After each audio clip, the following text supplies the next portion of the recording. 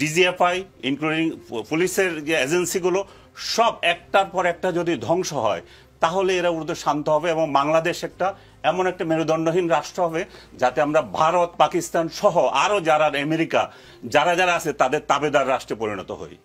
আমাদের পুলিশ প্রশাসনকে ধ্বংস করে দেওয়া হয়েছে সেই 5 আগস্টের আগে থেকে পরে থেকে। তারপরে আমাদের আরেকটা যে মেরুদণ্ড আছে যেখানে যেখানে মানুষ ভরসা করে সেই জায়গাটাকে বারবার আঘাত করা হচ্ছে।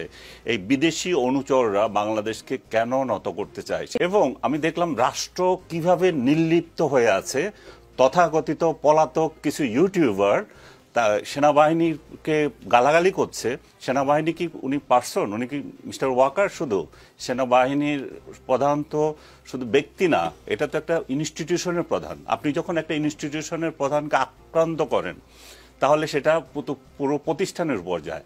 আমাদের পুলিশ প্রশাসনকে ধ্বংস করে দেওয়া হয়েছে সেই 5 আগস্টের আগে থেকে পরে থেকে।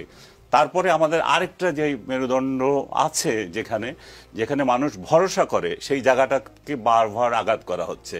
এই বিদেশি অনুচররা বাংলাদেশকে কেন নত করতে চায় সেটা হচ্ছে একটা বড় প্রশ্ন। এই প্রশ্নের হচ্ছে যে রাষ্ট্র এখানে কি করেছে? রাষ্ট্র কমপ্লিট নিশ্চুপ ছিল। পলাতক ইউটিউবারদের চ্যানেল বন্ধ করতে পারে, রাষ্ট্র সেটা করে নেই। এরা কি করে এই ছাগল সম্প্রদায়কে পালে যেগুলো এদের রাস্তায় গিয়ে কাউ কাউ করে বা সোশ্যাল মিডিয়াতে কাউ কাউ করে, এদের একমাত্র শক্তি কি? 2-4টা ফলোয়ার। আপনার যা ইচ্ছা যখন ইচ্ছা আপনি তখন আমার মা মাসি ধরে গালাগালি করতে পারেন। তা রাষ্ট্র সেটা দিয়েছে, রাষ্ট্র এটাকে এনকারেজ করেছে। সো এই ভিউ ব্যবসায়ীরা আশা করেছিল যে 5 আগস্টের পরে এটা প্যারিসে বসে আছে, যে আপনি যদি খেয়াল করেন ইতিহাস যদি জানেন ইরানে যে বিপ্লব হয়েছিল খোমেনি কিন্তু প্যারিস থেকে সেই বিপ্লব সংগঠিত করেছিল। হ্যাঁ, তো এই প্যারিস থেকে তখন তাকে প্লেন পাঠিয়ে নিয়ে আসা হলো, রাস্তায় যে আসলো একদম বাহাবা পেল। এরাও আশা করেছিল এই টোকাইগুলো তাদেরকে নিয়ে আসবে, তারা প্লেন পাঠিয়ে ডক্টর ইউনূস এবং তারা এসে ঢাকা শহরে এসে করবে, সংবর্ধনা নেবে।